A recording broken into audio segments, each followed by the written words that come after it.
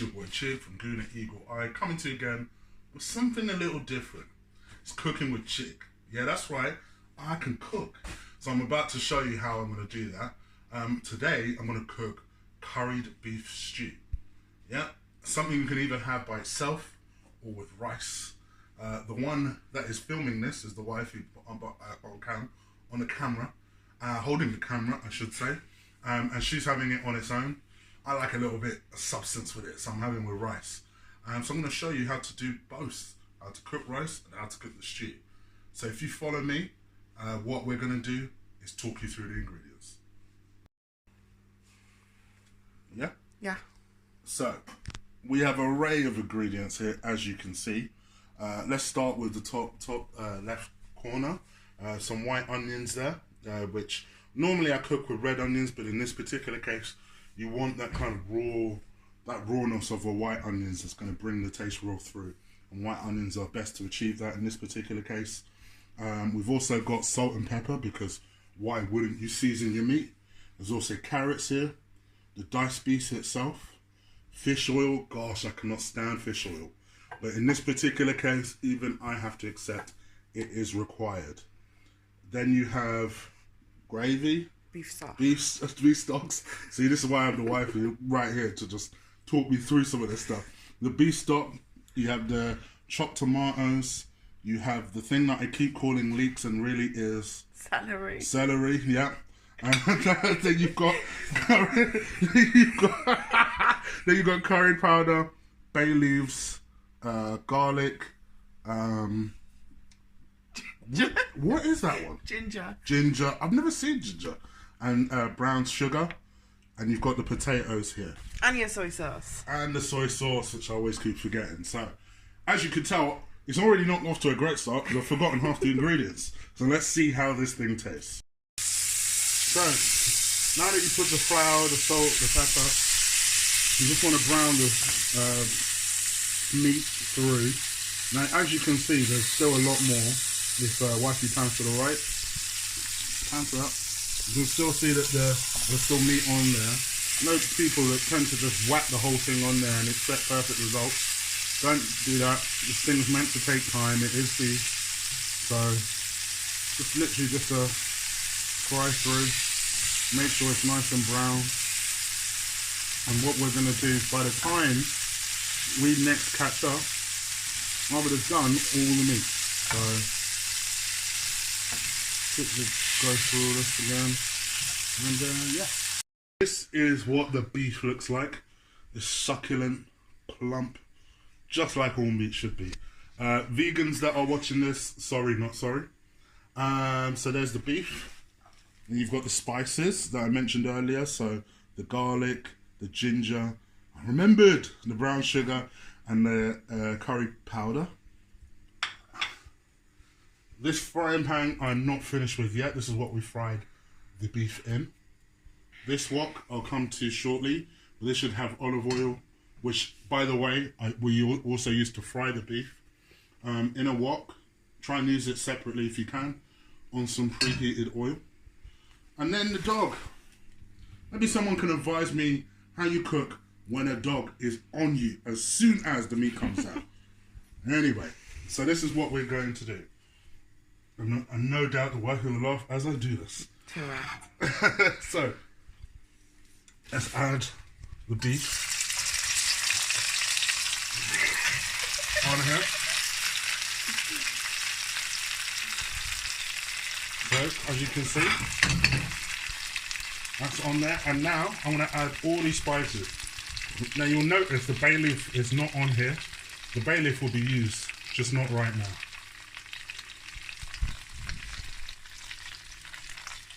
All of the spices in there. Especially during these times, you should be using a lot of ginger and garlic. It's really good for immune boosting. So as you can see, just going through that right now. And as you can see, the aromas that are coming from this is beautiful. Just I'm gonna up the heat a little bit. You can really start to smell the ginger come through, especially. Ginger, the sugar. I don't typically cook with sugar, which is why it's the first time I've actually made this particular dish. But I must admit, I've tasted dishes, plenty of dishes where sugar's in it. And whilst I'm not going to try and advise you to do something like that on an everyday basis, on a treat basis, I don't see there being anything wrong with it. As long as it's in moderation. Right. So now, what we're going to do is we're going to... Oh, excuse me. Oh, handle's fallen over. Should have probably put it back in there. So that's right cooking away. Let's see if we can whip another one out. No, it's in that cupboard.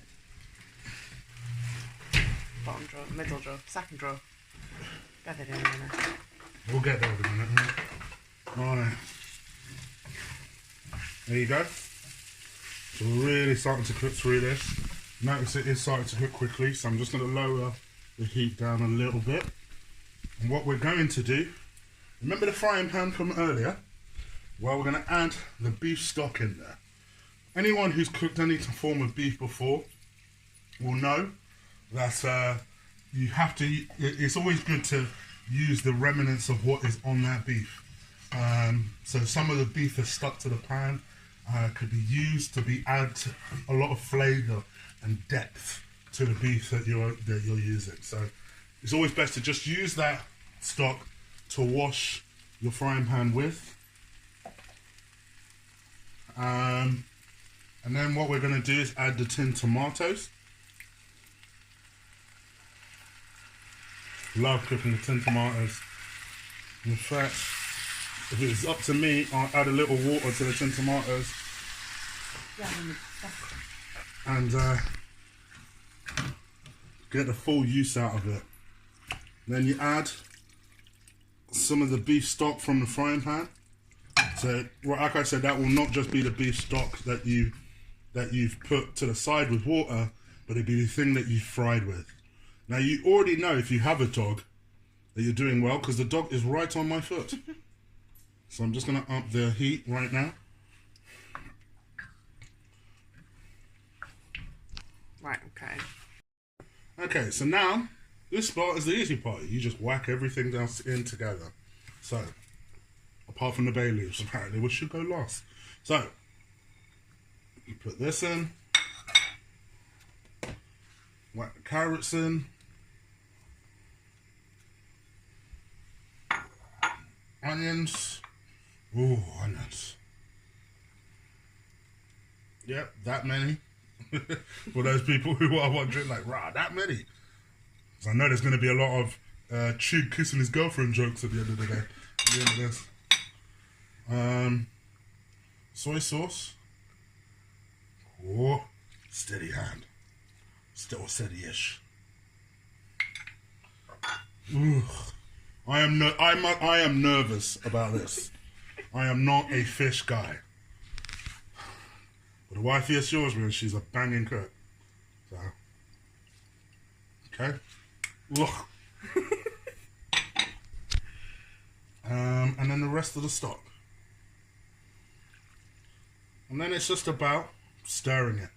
And then what we're going to do is we're going to stir it together. Turn the heat up. Turn the heat up. And then after a while, what we're going to do is, once we have stirred this all up, we're going to keep it covered. And then we'll bring you to the next step after, which will be the bacon. So this has been left to simmer for the last 15 minutes. And this is on a very, very low heat, just boiling through. What we're going to do is transfer this to that. But it's always important to have a taste test. I have decided it needs a little more salt. So I'm going to add that now. Don't think it needs much. Just a little more salt. And this should be an adventure.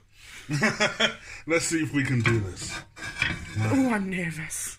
Oh, yeah, alright. Steady hand, Chris. Come on. It's on camera.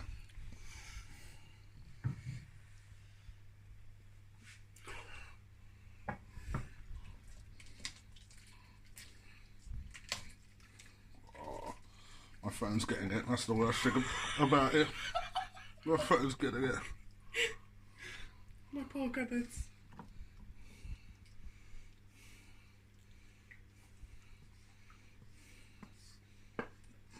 Now, what you should have been doing is really get all the kind of...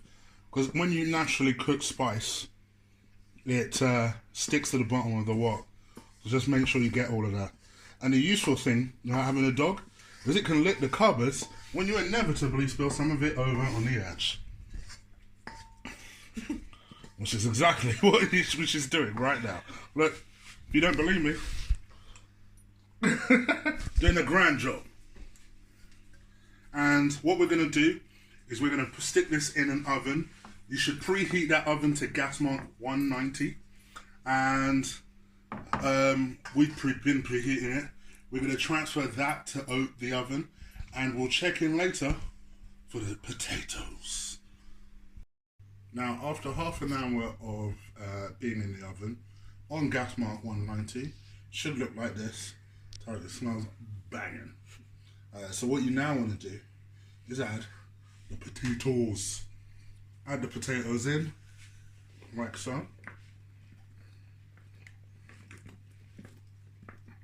going to show you how banging oven later as well. It's my favourite thing in the kitchen. I'll show you what I mean in a bit. Alright? You want to stir it in now. Stir it in, make sure it doesn't go over the edge for the dog to have. Because conveniently, you probably heard that little ching, ching, ching, ching, ching. That would be the dog. The dog has made a return and is staring at me intently, hoping that I drip some little bits. Because unfortunately, and the wifey will tell you this, I'm the secret feeder. Yes, I feed the dog. The punishment for that is that the dog will always come to me now whenever food is about. So I sneak the dog looks and little bits and stuff. As you can see, I've stirred that in now. So now that's going to go into the oven for about 30 minutes or so. 1 hour, excuse me. So this is what happens if you're following a recipe. 1 hour. Till the potatoes are done. Till essentially the potatoes are done, because obviously it is raw potatoes at this moment in time. And this is the final stage of the cooking, where you hope it is going to be banging. And for those of you guys who are going to ask me, yes, you can do the stew in a slow cooker. Which, let me tell you, after this experience, I'm going to do it myself, because I actually have one. Alright. Now I'm about to show you her banging oven. You're going to see what the best bit about this oven is shortly. Oh, it's scorching hot. Right, so you're already thinking, where's the door? Where's the door? Bow! Oh, you wait. You still recording? Wait. How do I open it? Bow! Look at that. Best thing in this kitchen. And there you go. A big, homely, meaty stew. Curried beef with rice. With the rice, basically what I did was I pre-washed it at the beginning just to wash all that gunk crap. Normally I do that twice. And then put that on the heat for about 20 minutes or so. And then drain it with water, which I actually didn't do because I was just so eager. This one was eating it right in front of me going, mmm. Yeah. Bouffe à l'orange, cooked by your boy, Chig. See, don't say I can't cook, brother. Don't say I can't cook. Taste. Okay. Taste test.